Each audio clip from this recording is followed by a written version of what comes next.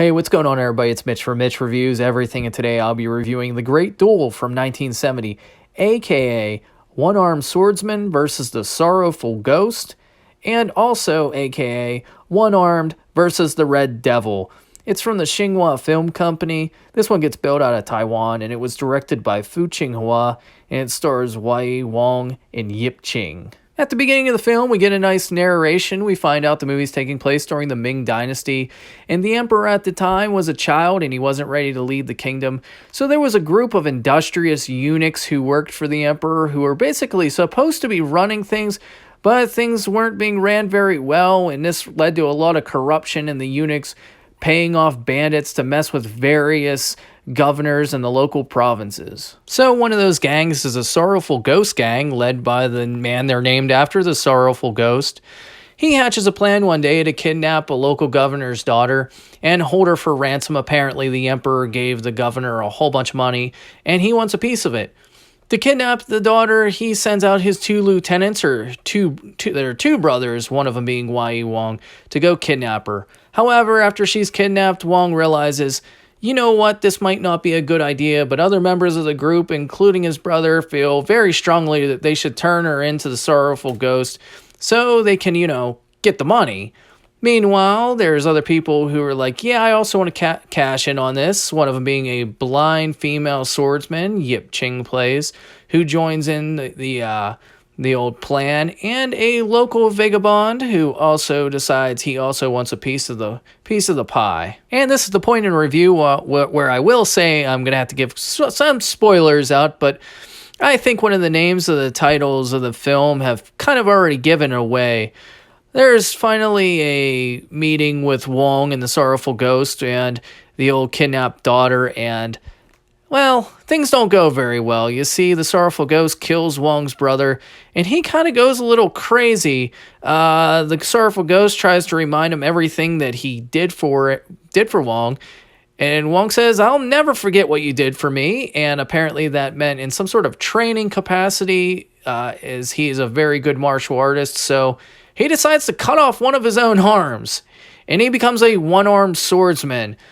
And at that point, he goes and he takes on the Sorrowful Ghost along with Yip-Ching and the Vagabond, and they have a great duel, which is where I'll leave the plot for now. Let's get into the martial arts on this one. As I watched it, the only thing I could think of is slow and clunky.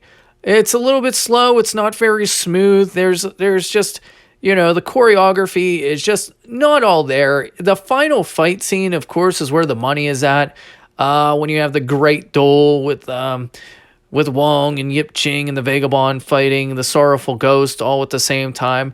That final scene is pretty awesome and well worth, I think, watching this film. The film itself actually has a pretty good story. You get all the elements of a good martial arts film from the 1970s. Here you have revenge, sorrow, you having a man losing his mind and cutting off his own arm, and it's kind of hard to bring up a one-armed swordsman without bringing up 1967's One-Armed Swordsman, starring Jimmy Wong from the Shaw Brothers studio.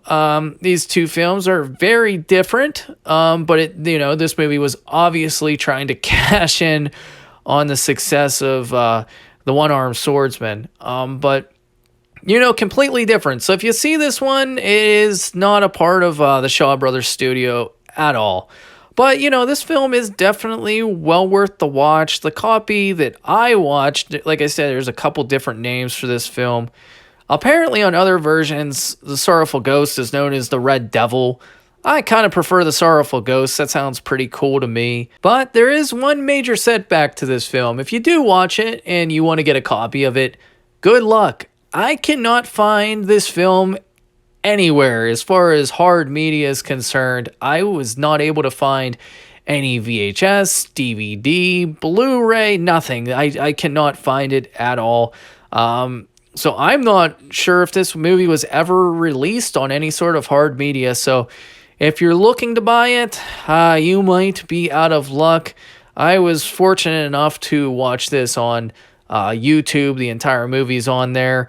I'm not sure. I'm pretty sure it's the entire movie. It was in at an hour and 17 minutes.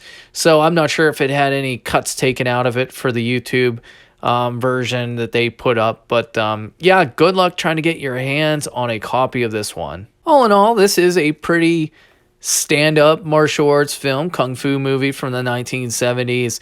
It's not going to blow you away, but it has plenty of story, plenty of characters. I love seeing the blind swordsman played by Yip Ching. That is pretty awesome, and vagabonds are always cool in movies.